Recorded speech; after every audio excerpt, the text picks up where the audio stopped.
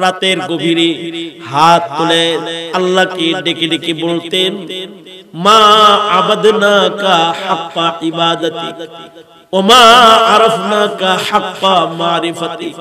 ওগো আল্লাহ, যেভাবে তোমায় চেনা দরকার ছিল ওইভাবে তোমারে চিনবার পারি নাই, যেমনি তোমারে ডাকা দরকার ছিল তেমনি তোমাকে ডাকতে পারি নাই। তোমরা সপ্তাহে একদিন জুমার নামাজ পড়ে অস্থির হয়ে যাও। জমিনে এমন কিছু আবেদ আছে যারা প্রতি রাতে জায়নামাজে দাঁড়ায় দাঁড়ায় আল্লাহর সামনে ঘন্টার পর ঘন্টা কাটায়ও তাদের তৃপ্তি হয় না। ঘন্টার পর ঘন্টা আল্লাহর কোরআন পড়ে তাদের তৃপ্তি মিটে না। সারাক্ষণ তাসবিহ হাতে জিকির করে করে তাদের আল্লাহ পাককে ডাকার তৃপ্তি মিটে না। কারণ তাদের হৃদয়ে ঘোরাফেরা করে মা আবাদনাকা হাক্কা ইবাদাতিক ওয়া মা আরাফনাকা হাক্কা মারিফাতিক। এই যে ইবাদতের সুউচ্চ একটা মাকাম, এই মাকাম আল্লাহ তাআলা তাকে দেয়। ওয়া আম্মা মান খাফা মাকামা রাব্বিহি ওয়া নাহান নাফসা আনিল হাওয়া فإن الجنة هي المأوى। যতক্ষণ পর্যন্ত নিজের নফসকে তোমরা কাবু না বানাবে, নফস যা চায় তাই যদি করতে থাকো, নফস শেভ করতে মনে চায় আর তুমি যদি শেভ করো, নফস বেনামাজি থাকতে মনে চায় তুমি যদি নামাজ না পড়ো, নফস আযাব চলতে মনে চায় তুমি যদি আযাব চলো, নফস হারাম খাইতে চায় তুমি যদি হারাম খাও। মনে রাখবে তুমি বোকা, তুমি চালাক নও। তোমার নফসকে দিয়া তোমার ওই কাজগুলো করাইতে হবে। তোমার নফসকে ঈমানের দ্বারা মুতমাইন বানায়া কদম কদম তোমার চলতে হবে। তোমার নফস যা পছন্দ করে তা তুমি করবা না, তুমি করবা যা আল্লাহ পছন্দ করে। তুমি করবা ওই কাজ যেটা কবরের ঘরে তোমার উপকার দিবে, যেটা হাসরে তোমার উপকার হবে। তাহলে তুমি চালাক। আল কাইসু মান তানা নাফসাহু ওয়া আমিলা লিমা বাদাল মাউত ওয়াল আজিজু মান আতবা'a নাফসাহু হাওয়াহা ওয়া তামান্না আলাল্লাহ। তার চেয়ে বড় কথা হলো আল্লাহর রাসূল মুহাম্মদুর রাসূলুল্লাহ সাল্লাল্লাহু আলাইহি ওয়াসাল্লাম খবর দিয়েছেন, কামা তাঈশুনা তামুতুন ওয়া কামা তামুতুনা তুবআসুন। আল্লাহর রাসূল বলেছেন, হায়াতে যেমন চলবা তোমার মরণ কিন্তু ওইরকম হবে। হায়াতে যদি আল্লাহর কথা মেনে থাকো তাহলে তোমার মরণটা আল্লাহর পছন্দের হবে। আর হায়াতে যদি শয়তানের কথা মেনে থাকো, নফস শয়তানের তাবেদার যদি হও, মরণ কিন্তু তখন ভয়ঙ্কর হয়ে যাবে। আর মনে রাখবে, যার মরণ ভয়ঙ্কর হবে তার হাসর ভয়ঙ্কর হবে, পুনরুত্থান ভয়ঙ্কর হবে।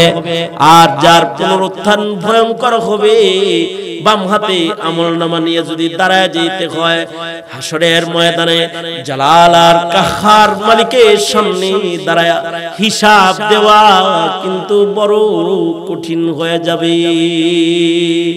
এক রাকাত নামাজে যারা কোরআন খতম করেছে, যেমন হযরত উসমান এক রাকাত নামাজে টোটাল কোরআন খতম করেছেন।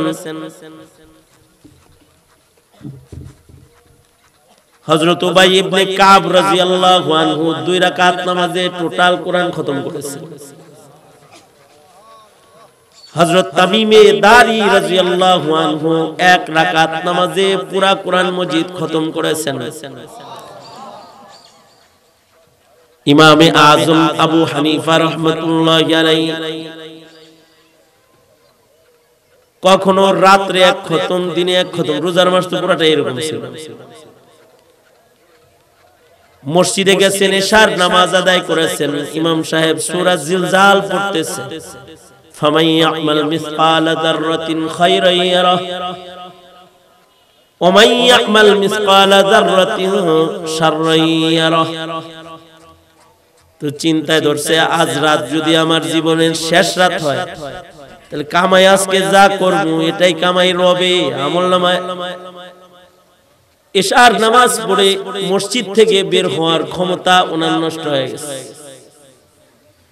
রাতটা ইবাদতে কাজে লাগানোর জন্য সারা রাত মসজিদের ভেতরে জায়নামাজে দাঁড়ানোর জন্য কিবলামুখী জায়নামাজ বিছায়া এশার পরে নফল নামাজে দাঁড়ায় গেছে। মুয়াজ্জিন বুঝে ফেলেছে আজকের রজনী ইমামের ইবাদতের রজনী, বুঝে ফেলেছে। দরজা চাপায়া ছোট্ট একটা বাতি জ্বালায় দিয়া মুয়াজ্জিন বাড়ি চলে গেছে। শেষ রাত্রিতে ফজরের আজান দেওয়ার জন্য মুয়াজ্জিন মসজিদে আসছে। আয়েশা দেখে এশার পরে যেমন দাঁড়ানো দেখে গেছে ইমামে আজম আবু হানিফাকে, ওইভাবে ফজরের আগেও তিনি দাঁড়ায় কোরআন পড়তেছে আর ওনার কণ্ঠে কোরআনে হাকিমের 30 নাম্বার পারার তিলাওয়াত বাজতেছে। তার মানে এক রাকাতে রাতের বেলায় মসজিদে দাঁড়িয়ে টোটাল কোরআন তিনি খতম করে ফেলেছে।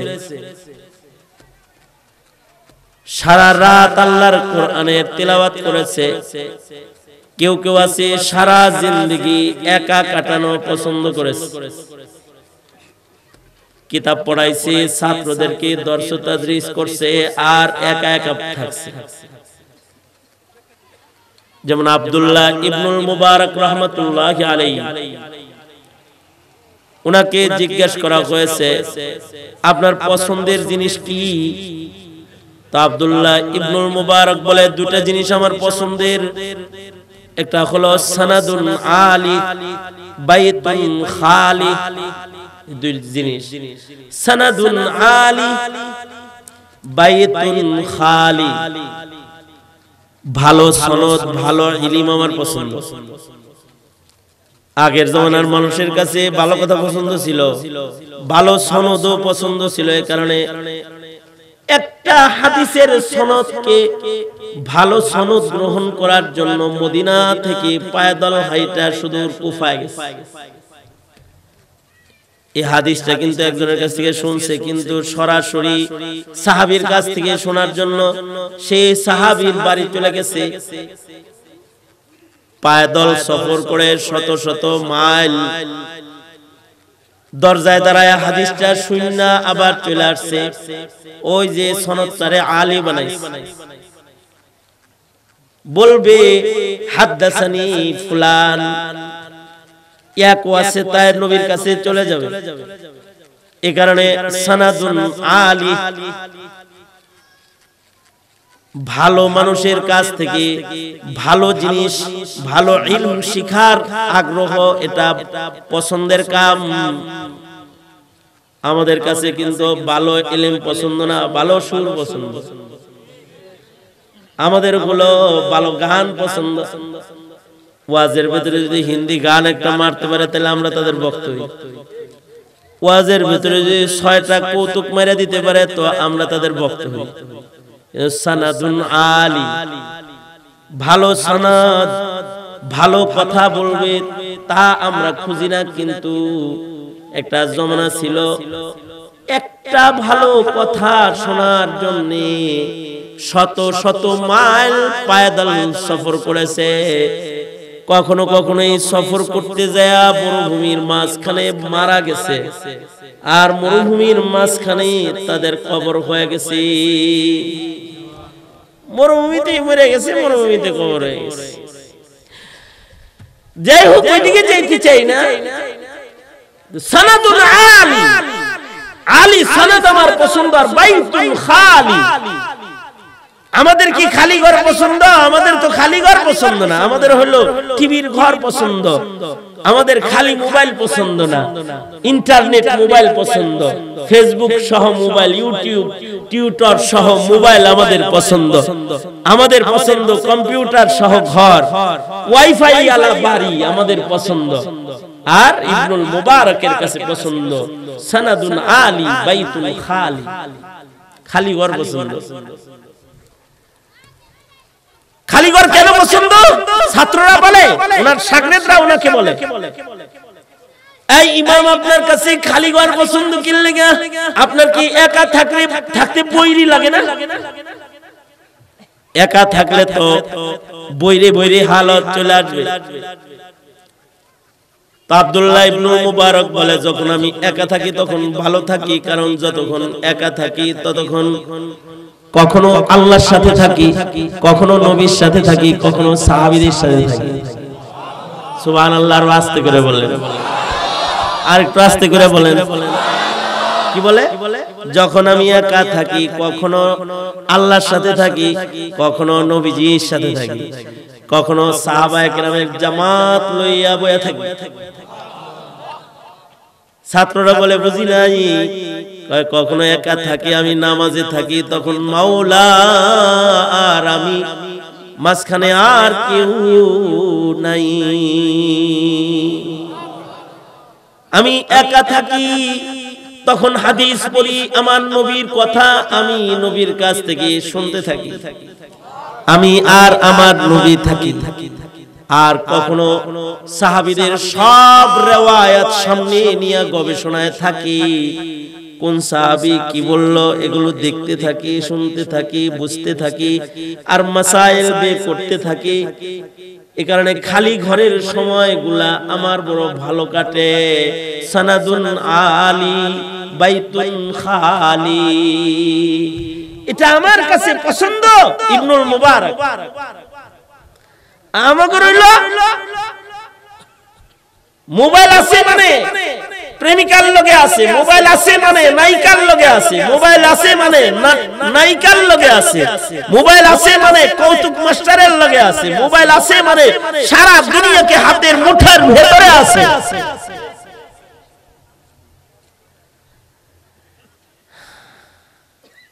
খালি থাকা পছন্দ করতেছে না তো কেউ, কিন্তু তারা খালি থাকা পছন্দ করতো কেন? খালি থাকলে তাদের ইবাদত ভালো হইতো।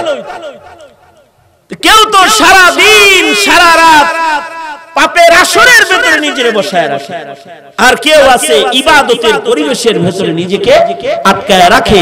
এই ইচ্ছা শক্তি মানুষকে কে দান করেছে? জোরে আওয়াজ করে বলেন, ইচ্ছা শক্তি। তাবেঈনদের ভিতরে যারা 2 রাকাত নামাজের ভিতরে রাত কাটায়া দিয়েছে, ইমামে আজম আবু হানিফা রাহমাতুল্লাহ আলাইহি, সাইয়্যিদ ইবনে জুবায়ের রাহমাতুল্লাহ আলাইহি খতম করে কোরআন শরীফ পড়ছে এক রাকাতে। আব্দুল্লাহ ইবনুল মুবারক রাহমাতুল্লাহ আলাইহি 2 রাকাত নামাজ লম্বা এত হইতো যে পারা পারা তিলাওয়াত করত, কখনো সারা রাত শুধু ছাদের উপরে দাঁড়ায় নামাজ পড়তে থাকতো। গরমের দিন ওনার ছাদের উপরে দাঁড়ায় উনি নামাজ পড়তে থাকতেন। হযরত ওসমান এত লম্বা করে নামাজ পড়তো যে উড়ন্ত পাখি হযরত ওসমানের মাথার উপরে এসে বসতো। এত লম্বা সিজদা দিত, রুকু দিত যে টের পাইতো না পাখি এটা কি মানুষ নামাজের হালতে আছে নাকি কোনো কাঠের উপরে বসছে। সারা রাত ইবাদতের ভিতরে কাটায় দিত, সারা জিন্দেগি ইবাদতের ভিতরে কাটাইছে। ইচ্ছা শক্তি, যদি কেউ ইবাদতে লাগায় তো ইবাদত করে, আর কেউ যদি গুনাহে লাগায় তো সে পাপ করে। এই ইচ্ছা শক্তি আল্লাহ তাআলা বনি আদম মানুষকে দান করেছেন, ইচ্ছা বাস্তবায়ন করার ক্ষমতাও দান করেছেন, আবার নিজের ইচ্ছাকে ব্যক্ত করার ভাষাও দান করেছেন। দিয়া তিয়া কয়, এই দিছি তো ইচ্ছা শক্তি, তোর ইচ্ছা মতো চলতে না, কিন্তু ইচ্ছা শক্তি দিছি আমার ইচ্ছা মানতে। আল্লাহর ইচ্ছা মানার জন্য তোকে ইচ্ছা শক্তি দেওয়া হয়েছে। তুই যে আল্লাহর ইচ্ছা মানবি এর জন্য তোর শক্তি লাগবে তাকওয়া আল্লাহর শক্তি। কেউ যদি নিজেকে আল্লাহর ইচ্ছায় চালাইতে চায় তাহলে আল্লাহর ভয় তার হৃদয়ে থাকতে হয়। যার ভেতরে আল্লাহর ভয় নাই সে আল্লাহর ইচ্ছাকে নিজের ইচ্ছা বানাইতে পারবে না। আরেকটা কথা, ইচ্ছা শক্তি এমন এক শক্তিশালী বস্তু যেটা অস্ত্র দিয়ে দমন করা যায় না, জেল দিয়ে দমন করা যায় না। মারপিট করে দমন করা যায় না এটাকে, এটাকে শিক্ষার দ্বারা দমন করা যায় না। ইচ্ছা শক্তি দমনের জন্য তাকওয়া আল্লাহর জরুরত। জেলখানার ভিতরে এমন কিছু আসামি মুলাকাত হইছে আমার, যে মনে করেন 8 বার জেলে গেছে। তো জিজ্ঞাসি কি জুরমে জেলে আসছো? 8ম বার। কয় একই জুরম, একই অপরাধ। কি অপরাধ? কয় ডাকাত। আবার যদি ছাড়া পাও তাহলে কি করব? ডাকাতি করব। মানে 8 বার জেলে গেছে, এরপরেও ডাকাতি করব। এক সন্ত্রাসীরে জিজ্ঞাসি কত বছর? কয় 13 বছর। এই দাড়ি, মানে তাহাজ্জুদ পড়ে, নফল রোজা রাখে, বুজুর্গ হয়ে গেছে পুরা। পরে কই বাইরে লিখে মাটির নিচে অস্ত্র গায়রা রেখেছি, যাই আই বাইর করবো আর ফুডাম। ইচ্ছা শক্তি মানুষকে আটকায় রেখে দমন করা যায় না। শিক্ষা দিয়া ইচ্ছা শক্তি দমন করা যায় না। শিক্ষিত কিন্তু জেনা করে, ব্যভিচার করে, পাপাচার করে, জুলুম করে, অত্যাচার করে। ইচ্ছা শক্তি দমনের আল্লাহ তাআলা যে ঔষধ বান্দাকে দান করেছেন সেটা হলো তাকওয়া, আল্লাহর ঔষধ। আল্লাহর ভয়, খোদা ভীতির দৌলত যদি কারোর হাসিল হয়ে যায়, তা আল্লাহর ভয় কারোর ভিতরে আসলে তার ইচ্ছা শক্তি দমন হয়ে যায়। এ কারণে আল্লাহ বলেন, আম্মা মান খাফা মাকাম রাব্বিহি ওয়া নাহান নাফসা আনিল হাওয়া ফাইন্নাল জান্নাতা হিয়াল মাওয়া। যারা আল্লাহকে ভয় করবে এবং আল্লাহ ভয়ের মাধ্যমে সে ইচ্ছা শক্তিকে দমন করে রাখবে, নিজের হাওয়াকে দমন করবে, নিজের ইচ্ছাকে বাস্তবায়ন করবে না, সে রবের ইচ্ছা বাস্তবায়নকারী হবে।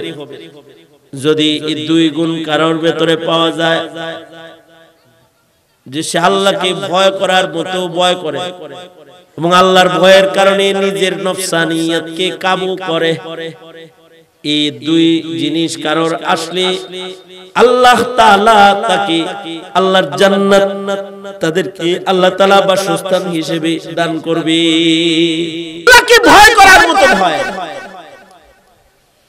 আমরা আল্লাহকে ভয় করি কিন্তু ভয় করার মতো করি না। এ কারণে আমরা গুনাহ করতে পারি। আমরা আল্লাহকে ভয় করি, ভয় করার মতো করি না, বিধায় ইবাদতের হক আদায় করতে পারি। আমাদের দ্বারাই পাপাচার হয়, আমাদের দ্বারাই ইবাদতের আদাব নষ্ট হয়। এক প্রকৃতির মানুষ আছে যে এরা গুনাহ করে, ইবাদত করেই না। কেন করে না? আল্লাহর ভয় নাই, এজন্য করে না। আরেক প্রকারের মুমিন আছে যারা ইবাদত করে কিন্তু ইবাদতটা ভালোভাবে করে না, ব্যবসাটা যত ভালোভাবে করে, ইবাদতটা অত ভালোভাবে করে না, রাজনীতিটা যত ইহতিমামের সাথে করে, ইবাদতটা অত ভালো করে না, আল্লাহর সাথে ব্যবহার আচরণ অমন করে না, নিজের স্বার্থের জন্য যে ত্যাগ আর কুরবানিটা পেশ করে।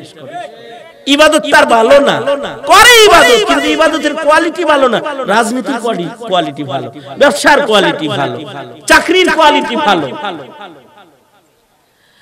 এই উভয়টা যেটা, এটা তাকওয়ার অভাবের কারণে হয়। মানুষের গুনাহ হয় তাকওয়ার অভাবে।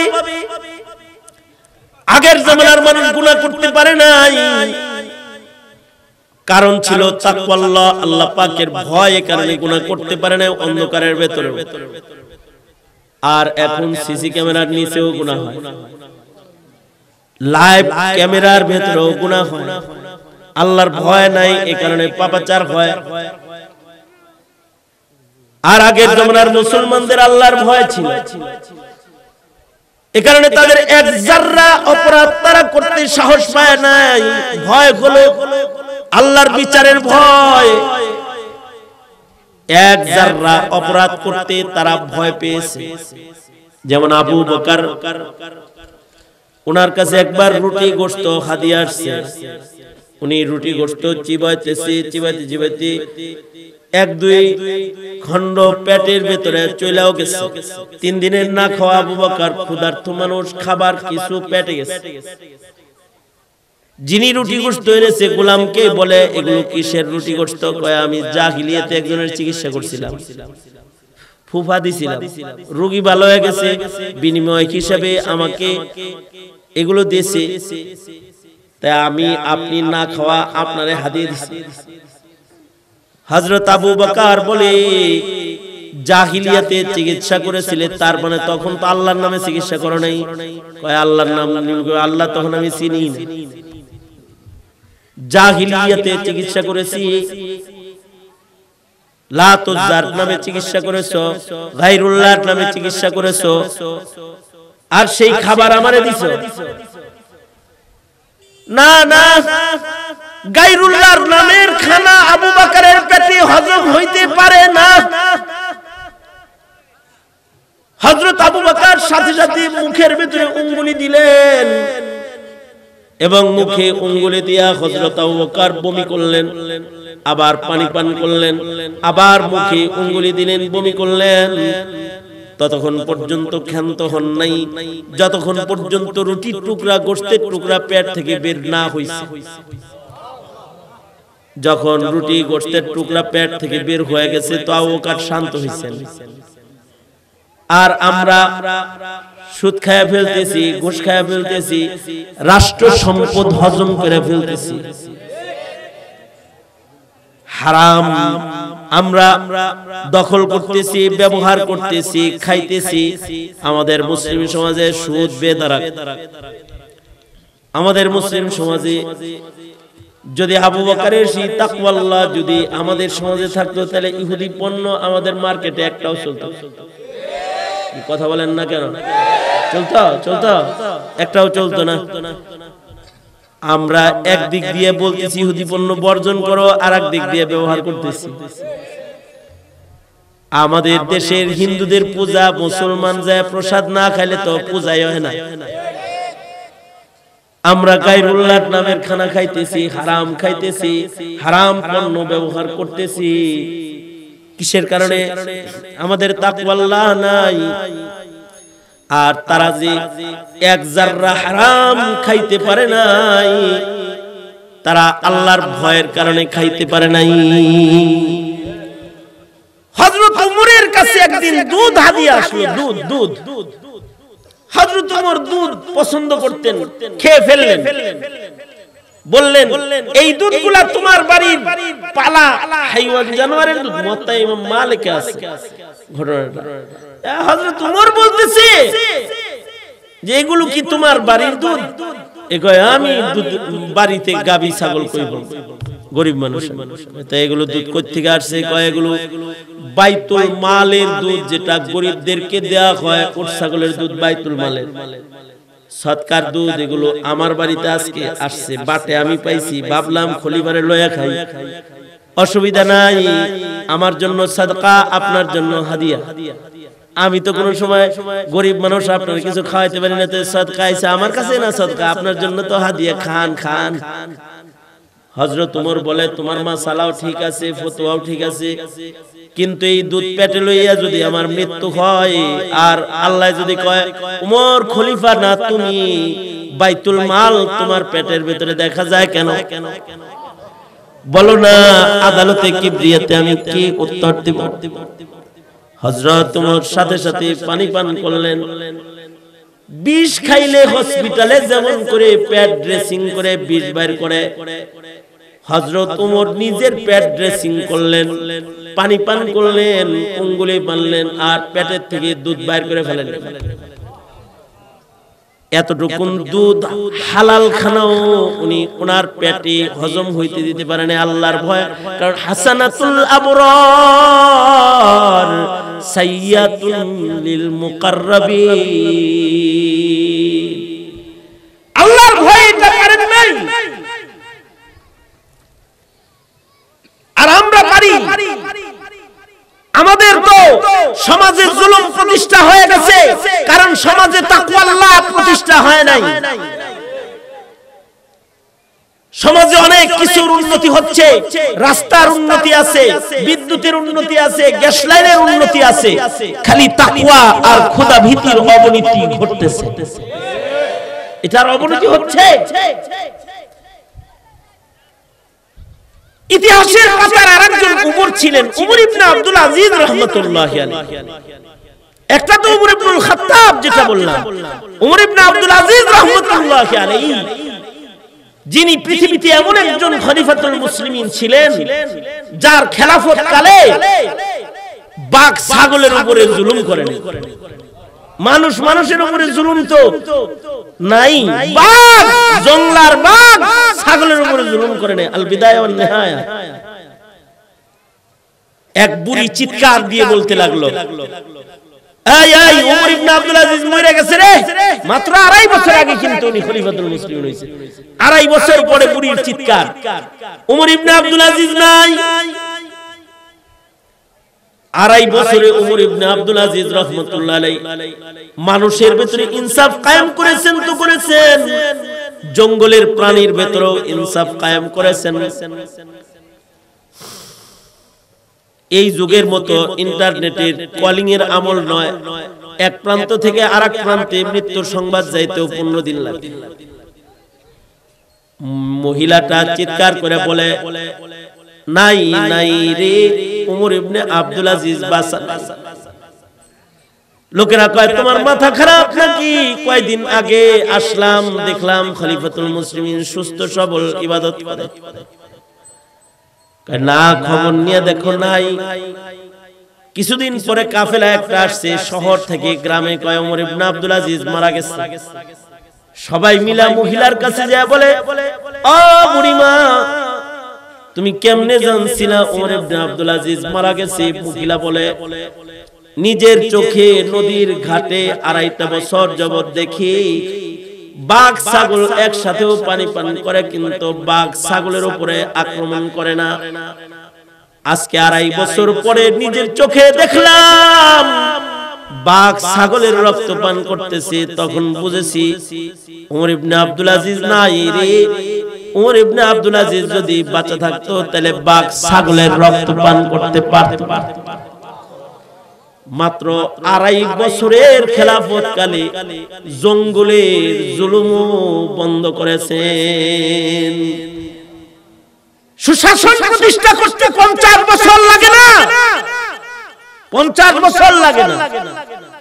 শাসনের মতো শাসন হলে 2.5 বছরেও জঙ্গলেও ইনসাফ কায়েম হয়ে যায়। ওমর ইবনে আব্দুল আজিজ রাহমাতুল্লাহি আলাইহি মাত্র 5 বছর এমপি ছিলাম, কিছু করতে পারি নাই, তো আরেকটা বছর দেন ইনশাআল্লাহ সামনে খেদমত করে দেব। তার মানে এবছর কাটছি, সামনে বছর সিল্লা কাটটা লবণ লাগাইয়া দেব, সামনে বছর লবণ লাগাইয়া দেব। খেলাফতের মতো খেলাফত 2.5 বছর হলেও হয়।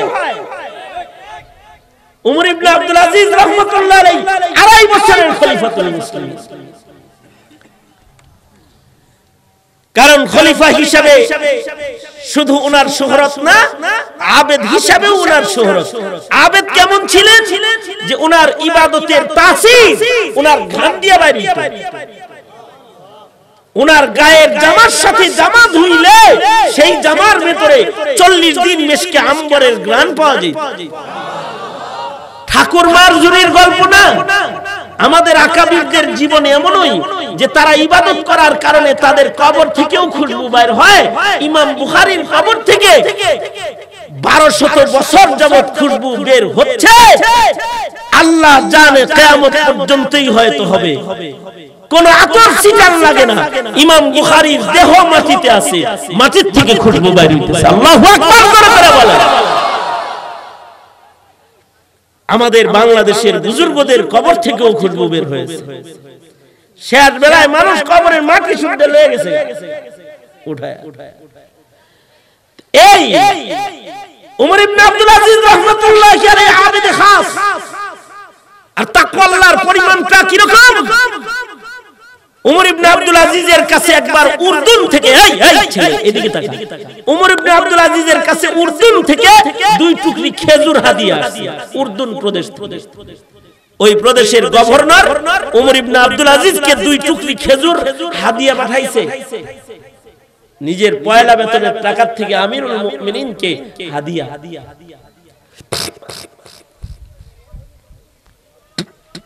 তো হযরত উমর ইবনে আব্দুল আজিজ রাহমাতুল্লাহি আলাইহি উনি খেজুরগুলো পাইই উনি বললেন, কে পাঠাইছে রে খেজুর? কয় উর্দুনের গভর্নর পাঠাইছে। বড় দামি খেজুর, উর্দুনে ভালো খেজুর চাষাবাদ হতো তখন, সবচেয়ে দামি খেজুর আপনাকে দিছে হাদিয়া। খেজুরগুলো আসলো কেমনে রে? আসছে হলো গণভবন থেকে, রাষ্ট্র কার্যালয় থেকে, আপনার কার্যালয় থেকে। গণভবন শব্দ এই জন্য বললাম, এখন রাষ্ট্রীয় প্রধানের কার্যালয় এরকম বলে, তাই না? প্রধানমন্ত্রীর কার্যালয় থেকে, খলিফার কার্যালয় থেকে একটি ডাক বিভাগের গাড়ি উর্দুনে গিয়েছিল। গাড়িটা খালি আসতেছিল, উর্দুনের খলিফা খালি গাড়িতে 2 টুকরি খেজুর দিয়ে দিয়েছে। উমর ইবনে আব্দুল আজিজ বলে, এই গাড়িটা তো খলিফার টাকা অথবা গভর্নরের টাকায় কেনা গাড়ি না, এটা রাষ্ট্রীয় সম্পদের টাকা দিয়ে কেনা গাড়ি। আর ড্রাইভার যেটা, এটার বেতন উর্দুনের গভর্নর দেয় না, এটার বেতন দেয় বাইতুল মাল। বাইতুল মালের বেতনের ড্রাইভার বাইতুল মালে টাকার কেনা গাড়িতে করে যে খেজুরটা উর্দুন থেকে আমার কার্যালয় পর্যন্ত এসেছে, এই খেজুরের ভেতরে একুরেট হাদিয়া, এটা আর রয় নাই। এর ভেতরে সরকারি বাইতুল মাল ঢুকে গেছে, কারণ বাইতুল মালের গাড়িতে চড়ে আইছে, সরকারি টাকার ড্রাইভারে চালায় চালায় লয়ে আইছে। সুতরাং এমন সন্দেহযুক্ত খেজুর উমর ইবনে আব্দুল আজিজ খাইতে পারে না। যাও খেজুরগুলা বাজারে বিক্রি করে দাও, আর টাকাগুলা হিসাব করে বাইতুল মালে জমা করে দাও। আর আমাদের সচিবালয়ের গাড়ি স্কুলের গেটে পাওয়া যায়, সচিব সাহেবের মেয়েকে নিয়ে ড্রাইভার ঘুরে বেড়াচ্ছে, আর বিবিকে নিয়ে পার্কের গেটে সচিবালয়ের গাড়ি পাওয়া যায়। সচিব সাহেব সচিবালয়ে আছে, ওনার বিবি পার্কে বসে আছে, সচিবালয়ের ড্রাইভার আর গাড়ি ব্যবহার করে। এই তো আমাদের হালাত। কিন্তু উমর ইবনে আব্দুল আজিজ রাহমাতুল্লাহি আলাইহি তিনি সরকারি গাড়িতে করে খেজুর এসেছে, এই খেজুর খাচ্ছেন না তিনি।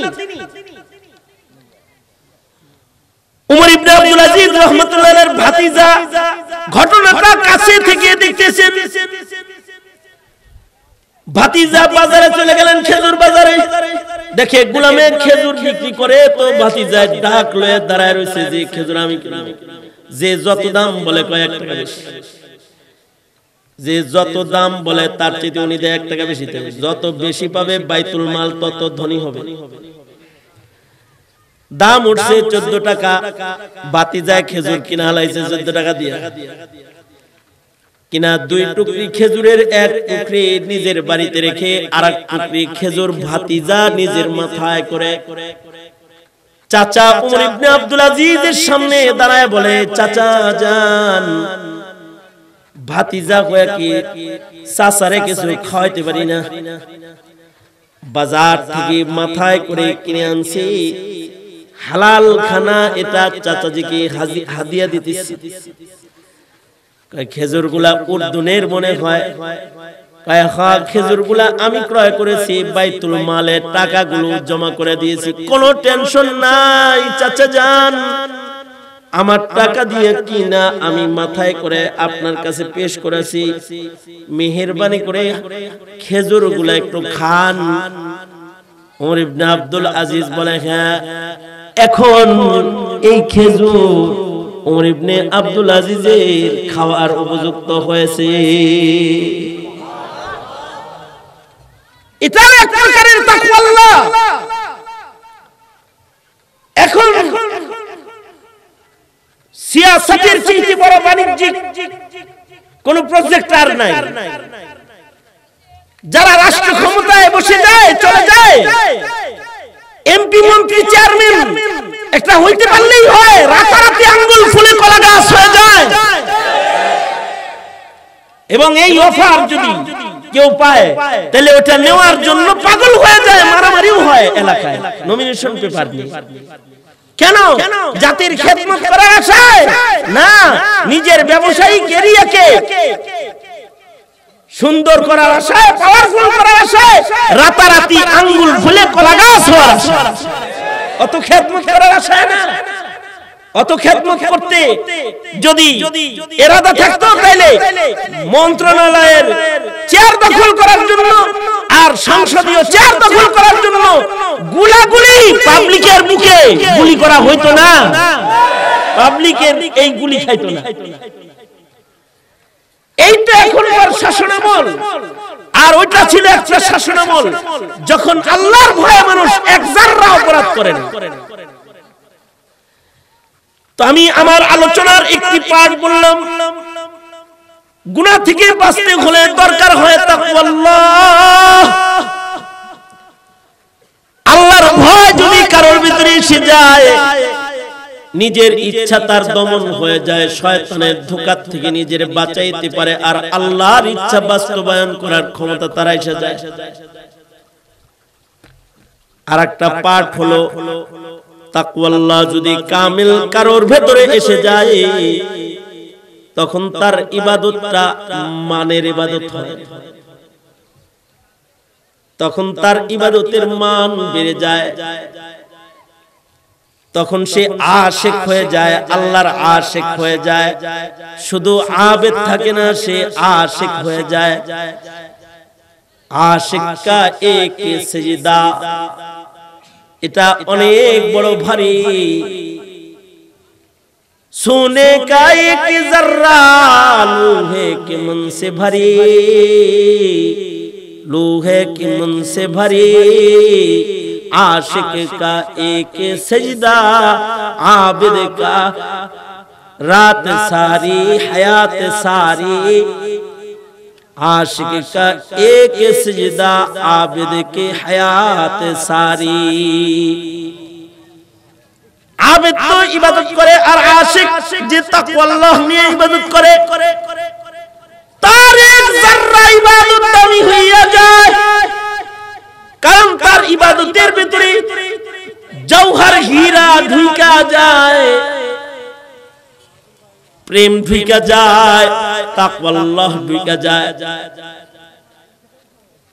কিন্তু আমাদের সমাজে এমন আবেদ পাওয়া যায় যারা 30 বছর যাবত নামাজ পড়ে কিন্তু তাকওয়া নাই। এই কারণে তার 30 বছরের ভিতরে সূরা ফাতিহা এখনো ঠিক হয় নাই, এখনো তার 2 রাকাত নামাজের মাসাইল গুলো সহিহ হয় নাই। নিজের ইচ্ছা মতো নামাজ পড়ে পড়ে রবের অ্যাকাউন্টে জমা করবার লাগছে। কিন্তু কেউ যদি তাকওয়া কামিল হয়, ওয়া আম্মা মান খাফা মাকাম রাব্বিহ, যে আল্লাহ পাকের শান মতো মাকাম মতো যে আল্লাহকে ভয় করে, সে নিজের ইচ্ছা মতো ইবাদত করে না, তার ইবাদতটাও সে করে আল্লাহর পছন্দ মতো। তখন আল্লাহর পছন্দ মতো অল্প ইবাদত এটাও অনেক ওজনদার হয়ে যায়। যেমন ইমাম জৈনুল আবেদিন রাহমাতুল্লাহি আলাইহি, হযরত হুসাইনের সন্তান ছিলেন ইমাম জৈনুল আবেদিন। ইমাম জৈনুল আবেদিন রাহমাতুল্লাহি আলাইহি মক্কা শরীফে যাইতেছেন, এটা আমার শেষ কথা, খেয়াল করে শোনো।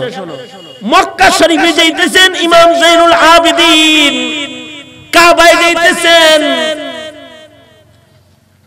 ইহরামের কাপড় পয়রা তালবিয়াটা পড়ছেন, লাব্বাইক আল্লাহুম্মা লাব্বাইক লাব্বাইক লা শারীকা লাক লাব্বাইক। তালবিয়াটা পড়ার সাথে সাথে ইমাম জৈনুল আবেদিন অজ্ঞান হয়ে মাটিতে পড়ে গেছে। মাথায় পানি দেওয়ার পরে হুশ আসছে জৈনুল আবেদিন। সাথীরা কয়, ইমাম মাথায় পানি দিলাম, বেহুশ হয়ে গেলেন, কেন লেগে কোনো পেরেশানি না, দুনিয়ার কোনো পেরেশানি না।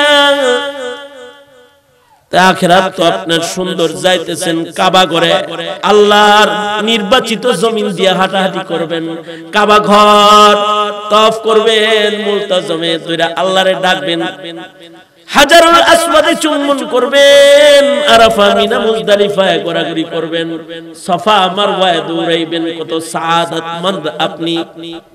এত দামি ইবাদতের জন্য আল্লাহ আপনাকে মৌকা দিয়েছে। এখন টেনশন না করে তো এখন খুশি হওয়ার কথা আপনার। তাই আপনি এই হজ করতে যায় খুশি হইবেন, টেনশনে পড়ছেন কেন? টেনশনে পড়ছি আমি যাইনুল আবিদিনের দিলের ভিতরে একটা ভয়, আমি যখন বলি লাব্বাইক আল্লাহুম্মা লাব্বাইক তখন ডর লাগে, না জানি আসমান থেকে আল্লাহ তাআলা ডেকে আমাকে বলে লা লাব্বাইক ওয়ালা সাদাইক। যদি আমারে আল্লাহ এটা বইলা ফলায়, নিলাম না যাইনুল আবিদিন তোর লাব্বাইক, করলাম না তোকে আমার মাহবুব বান্দা আমি। বলো না আমি যাইনুল আবিদিনের মতো বহুত বান্দা এই জমিনে ও মহান রব্বে জলিলের আছে, কিন্তু আমি যাইনুল আবিদিনের কি ওই মহান আল্লাহ ছাড়া আর কোন আল্লাহ আছে যার কাছে যাই আমি বলতে পারি লাব্বাইক? কারোর ভিতরে যদি তাকওয়াল্লাহ এসে যায় তখন তার হালত এরকম হয়ে যায়। এ কারণেই মুহাম্মদুর রাসূলুল্লাহ সাল্লাল্লাহু আলাইহি ওয়াসাল্লাম সাইয়্যিদুল মুরসালিন রাহমাতুল লিল আলামিনের খাতায় যার নাম, সেই পয়গম্বর রাতের গভীরে হাত তুলে আল্লাহকে ডেকে ডেকে বলতেন, মা আবাদনাকা হাক্কা ইবাদাতিক ওয়া মা আরাফনাকা হাক্কা মারিফাতিক। ওগো আল্লাহ, যেভাবে তোমায় চেনা দরকার ছিল ওইভাবে তোমারে চিনবার পারি নাই, যেমনি তোমারে ডাকা দরকার ছিল তেমনি তোমাকে ডাকতে পারি নাই। তোমরা সপ্তাহে একদিন জুমার নামাজ পড়ে অস্থির হয়ে যাও। জমিনে এমন কিছু আবেদ আছে যারা প্রতি রাতে জায়নামাজে দাঁড়ায় দাঁড়ায় আল্লাহর সামনে ঘন্টার পর ঘন্টা কাটায়াও তাদের তৃপ্তি হয় না, ঘন্টার পর ঘন্টা আল্লাহর কোরআন পড়ে তাদের তৃপ্তি মিটে না, সারাক্ষণ তাসবিহ হাতে জিকির করে করে তাদের আল্লাহ পাকের ডাকার তৃপ্তি মিটে না। কারণ তাদের হৃদয়ে ঘোরাফেরা করে মা আবাদনাকা হাক্কা ইবাদাতিক ওয়া মা আরাফনাকা হাক্কা মারিফাতিক। এই যে ইবাদতের সুউচ্চ একটা মাকাম, এই মাকাম আল্লাহ তাআলা তাকে দেয়। ওয়া আম্মা মান খাফা মাকামা রাব্বিহি ওয়া নাহান নাফসা আনিল হাওয়া فإن الجنة هي المأوى। যতক্ষণ পর্যন্ত নিজের নফসকে তোমরা কাবু না বানাবে, নফস যা চায় তাই যদি করতে থাকো, নফস শেভ করতে মনে চায় আর তুমি যদি শেভ করো, নফস বেনামাজি থাকতে মনে চায় তুমি যদি নামাজ না পড়ো, নফস আযাব চলতে মনে চায় তুমি যদি আযাব চলো, নফস হারাম খাইতে চায় তুমি যদি হারাম খাও, মনে রাখবে তুমি বোকা, তুমি চালাক নও, তোমার নফসকে দিয়া তোমার ওই কাজগুলো করাইতে হবে। তোমার নফসকে ঈমানের দ্বারা মুতমাইন বানায় কদম কদম তোমার চলতে হবে। তোমার নফস যা পছন্দ করে তা তুমি করবা না, তুমি করবা যা আল্লাহ পছন্দ করে। তুমি করবা ওই কাজ যেটা কবরের ঘরে তোমার উপকার দিবে, যেটা হাসরে তোমার উপকার হবে, তাহলে তুমি চালাক। আল কাইসু মান তানা নাফসাহু ওয়া আমিলা লিমা বাদাল মাউত ওয়াল আজিজু মান আতবা'a নাফসাহু হাওয়াহা ওয়া তামান্না আলাল্লাহ। তার চেয়ে বড় কথা হলো আল্লাহর রাসূল মুহাম্মদ সাল্লাম খবর দিয়েছেন কামা তাইশুনা তামুতুন ওয়া কামা তামুতুনা তুবআসুন। আল্লাহর রাসূল বলেছেন হায়াতে যেমন চলবা তোমার মরণ কিন্তু ওইরকম হবে। হায়াতে যদি আল্লাহর কথা মেনে থাকো তাহলে তোমার মরণটা আল্লাহর পছন্দের হবে, আর হায়াতে যদি শয়তানের কথা মেনে থাকো, নফস শয়তানের তাবেদার যদি হও, মরণ কিন্তু তখন ভয়ঙ্কর হয়ে যাবে। আর মনে রাখবে যার মরণ ভয়ঙ্কর হবে তার হাসর ভয়ঙ্কর হবে, পুনরুত্থান ভয়ঙ্কর হবে। আর যার পুনরুত্থান ভয়ঙ্কর হবে, বাম হাতে আমলনামা নিয়ে যদি দাঁড়ায় যেতে হয় হাসরের ময়দানে জালাল আর কাহার মালিকের সামনে দাঁড়ায় হিসাব দেওয়া কিন্তু বড় কঠিন হয়ে যাবে। কামা তাইশুনা তামুতুন ওয়া কামা তামুতুনা তুবআসুন ওয়া কামা তুবআসুনা তুহশারুন। সুতরাং তোমার আমার মরণ, তোমার আমার হাসর যেন খারাপ না হয়। তবে খুশখবরি দিই তোমাদেরকে, এই নাস্তিকদের বাজারের ভিড়ে যখন উলামাদেরকে জেলের তালাবদ্ধ রাখা হয়, যখন নিষ্পাপ মাসুম ছাত্রদেরকে জঙ্গি বলা হয়, যখন আলেমদেরকে মামলা দিয়ে হয়রানি করে খুনি ডাকাত সন্ত্রাসীকে আজাদ ছেড়ে দেওয়া হয়, এমন যখন যুগের আবহাওয়া, ওই সময় তোমরা যারা আলেমের কদর করা জানো, তোমরা যারা মৌলবীদের কথার মূল্যায়ন করা জানো, তোমরা যারা ধর্মীয় মূল্যবোধের মূল্য দেওয়া তোমরা যারা জানো, অবশ্যই আল মারউ মা মান আহাব্বা মুমকিন हो सकता है, এইটাও যদি কবুল হয় তো আল্লাহ তাআলা এটার বদলায় ময়দানে মাহশারে নেককারদের সাথে হাসর করে দিবে। আল্লাহ তাআলা এই যুব সমাজ আর তোমরা যারা উলামা পছন্দ, কুরআন পছন্দ, দ্বীন পছন্দ, মেজাজকে যারা লালন পালন করো, আল্লাহ তোমাদেরকে ভালো মানুষের সাথে যেন হাসর করে। আল্লাহ তাআলা যেন আমাদের সকলকে ঈমানের সাথে এই নেক আমলের বাহানায় মৃত্যু দান করে। আমিন। জোরে করে বলেন আমিন। এই মুখতাসার কিছু কথা আপনাদের কানে পৌঁছালাম। যা কিছু বলেছি এর থেকে আল্লাহ তাআলা ইবরাত হাসিল করার তৌফিক দান করুন। এই দোয়া, এই কামনা রইল।